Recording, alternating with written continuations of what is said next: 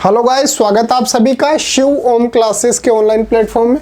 अब हम जो क्लास 10th की जो साइंस पढ़ रहे थे उसके एनसीईआरटी सॉल्यूशंस जो पढ़ रहे थे उस पर आगे बढ़ते हैं और अपना जो अगला क्वेश्चन है वो देख लेते हैं। अगला क्वेश्चन है why are decomposition reactions called the opposite of combination reactions, write equations for these reactions.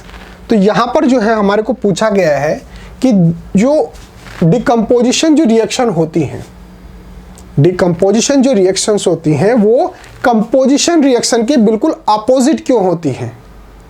कहने का मतलब हमारे को इन दोनों के अंदर डिफरेंस बताना है कि ये एक दूसरे के एंटी क्यों हैं, बिल्कुल अपोजिट क्यों हैं, और साथ के साथ जो है हमारे को रिएक्शन भी लिखनी है।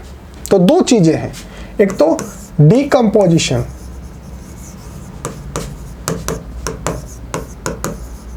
और एक है कंपोजिशन।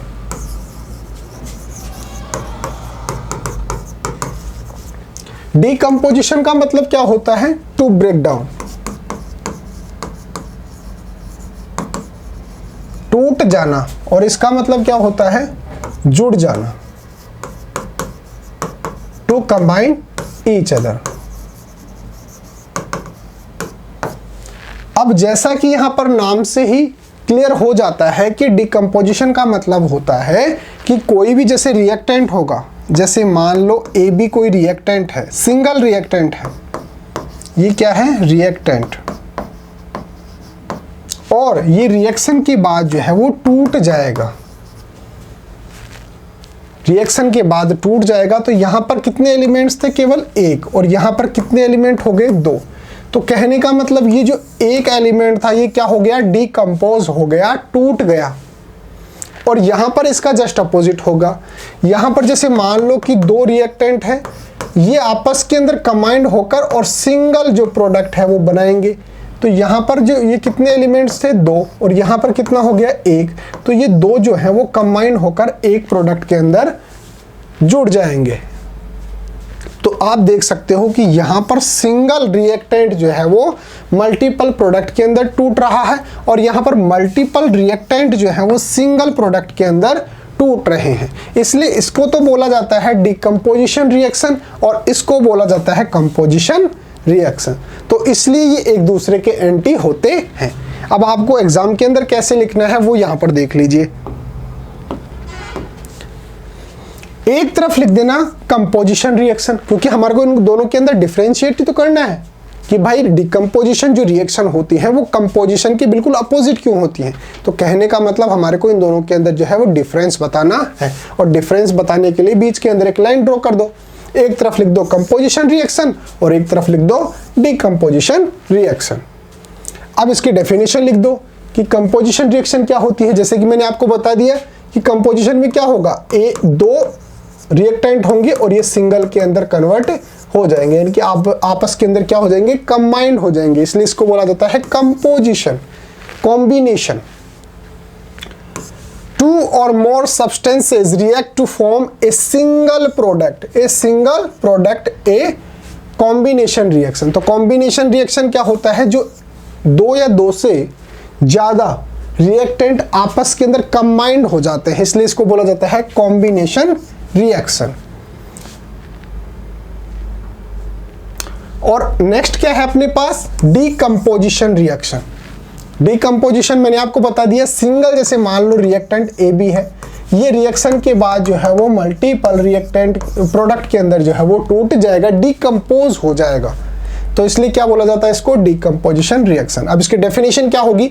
ए single reactant breaks down into more than one product. Single यहां पर रिएक्टेंट होगा और ये मोर देन वन प्रोडक्ट जो है उसके अंदर टूट जाएगा, ब्रेक डाउन हो जाएगा। तो ये इसकी डेफिनेशन हो गई दोनों की कि यहां पर तो जो है क्या है, मोर देन टू रिएक्टेंट जो है वो सिंगल प्रोडक्ट के अंदर जो है वो चेंज हो जाएगा। यहां पर सिंगल रिएक्टेंट जो है वो मोर देन वन प्रोडक्ट के अंदर जो है वो ब्रेक डाउन हो जाएगा। दूसरा जो हमारे पास डिफरेंस है दोनों के अंदर वो है यूजुअली हीट और energy is produced in such reaction. जो कॉम्बिनेशन रिएक्शन जो होती है उसके अंदर क्या होता है कि यूजुअली सामान्यतः जो है वो एनर्जी जो है या फिर हीट जो है वो प्रोड्यूस होती है, बनती है। इस प्रकार की जो रिएक्शन होती है, कॉम्बिनेशन जो रिएक्शन होती है, इसके अंदर जनरली सामान्यतः जो है वो हीट या फिर एनर्जी जो है वो प्रोड्यूस होती है। यूजुअली हीट और energy is used in such reaction. और इस प्रकार की जो रिएक्शन होती है, डिकम्पोजिशन जो रिएक्शन होती है, इसके अंदर हीट जो है वो यूज की जाती है। ब्रेक डाउन होने के लिए, भाई किसी भी चीज को तोड़ने के लिए आपको किसकी जरूरत पड़ेगी? हीट की जरूरत पड़ेगी या फिर एनर्जी की जरूरत पड़ेगी? तो यहां पर तो हीट या फिर एनर्जी की जरूरत पड़ती है, उसका यूज किया जाता है ब्रेक डाउन होने के लिए, टूटने के लिए। और यहां पर क्या होता है, कंबाइन होते हैं और साथ के साथ जो है वो एनर्जी रिलीज होती है, एनर्जी बनती है।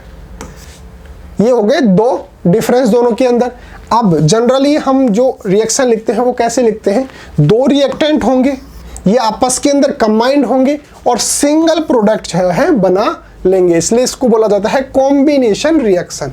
और यहां पर इसका अपोजिट होगा, सिंगल तो होगा रिएक्टेंट और मल्टीपल जो है वो प्रोडक्ट होंगे। यहाँ पर मल्टीपल तो क्या थे? रिएक्टेंट थे और सिंगल प्रोडक्ट था। यहाँ पे सिंगल तो रिएक्टेंट है और मल्टीपल प्रोडक्ट है।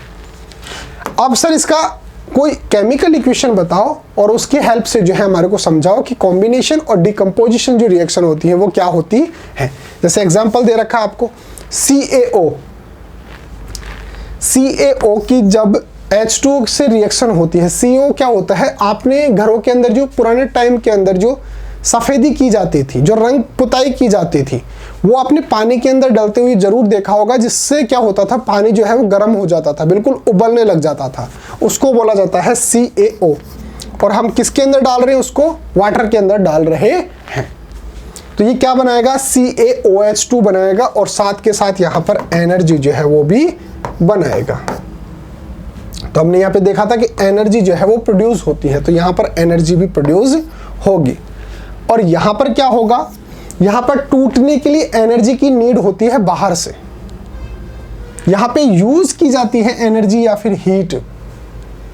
तो यहाँ पे जैसे अगर आपको रिएक्शन लिखनी हो तो आप लिखेंगे CaCO3 जो कि सॉलिड, या ब्रैकेट के अंदर जैसे मान लो S इस प्रकार से दिया हुआ, ब्रैकेट के अंदर ऐसे दिया हो, इसका मतलब होता है कि वो जो चीज है वो सॉलिड है। अगर इस प्रकार से G लिखा हुआ हो, इसका मतलब वो गैस है। इस प्रकार से L लिखा हुआ हो, इसका मतलब वो लिक्विड है। इस प्रकार से आपको याद रखना है कि जो रिएक्टेंट या फिर जो प्रोडक्ट होते हैं उनके ब्रैकेट में ये लिखा हुआ होता है, तो इसका मतलब ये होता है। जैसे यहाँ पे देखिए CaCO3 और ब्रैकेट में S लिखा हुआ है, इसका मतलब ये सॉलिड स्टेट के अंदर है।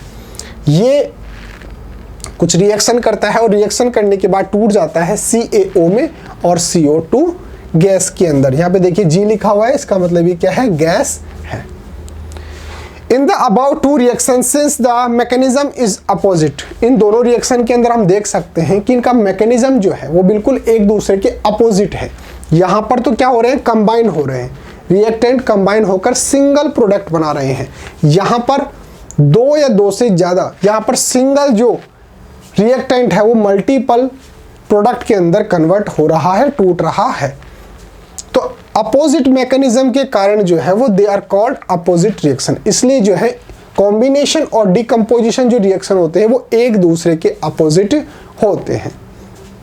तो अगर आपको क्वेश्चन समझ में आ रहा है, उसका आंसर समझ में आ रहा है, तो उसका आंसर जो आप इस प्रकार से लिख सकते हैं। मैं आपको इसको मिटा देता हूं, आप इसका स्क्रीनशॉट भी ले सकते हैं, एज इट इज इसको लिख सकते हैं। और अगर कोई भी दिक्कत होती है तो आप जो है हमारे को व्हाट्सएप पे डायरेक्ट मैसेज करके पूछ सकते हो। हमारा व्हाट्सएप नंबर है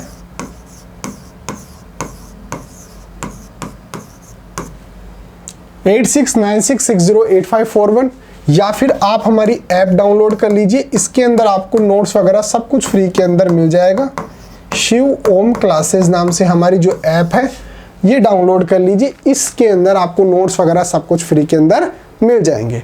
तो मिलते हैं अगले टॉपिक के साथ, तब तक बने रहिए शिव ओम क्लासेस के ऑनलाइन प्लेटफॉर्म के साथ। Okay guys, thank you so much.